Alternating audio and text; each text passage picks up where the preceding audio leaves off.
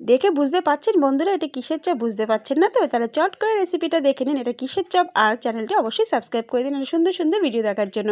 এটা হচ্ছে বাঁধাকপি সমস্ত রকমের সবজি দিয়ে, যেমন বাঁধাকপি, ক্যাপসিকাম, গাজর, ধনেপাতা, আদা বাটা, আর দিয়ে দিয়েছি স্বাদ অনুযায়ী নুন, 1 চামচ জিরের গুঁড়ো, দিয়ে দিয়েছি 1/2 চামচ হলুদ গুঁড়ো, কিছুটা কাশ্মীরি লঙ্কার গুঁড়ো, অরিগ্যানো দিয়েছি 1/2 চামচ, গরম মশলা দিয়ে দিয়েছি 1 চামচ, আর দিয়ে দিয়েছি 1 চামচ কর্নফ্লাওয়ার, 2 চামচ ময়দা, আর 2 চামচ চালের গুঁড়ো, আর কিছুটা টমেটো কুচি আর চিলি ফ্লেক্স দিয়ে আমি ভালো মতো মেখে নিয়েছি। আমি কিন্তু একটুও জল দিইনি, কারণ বাঁধাকপি দিয়ে কিন্তু এমনি জল বেরোয়।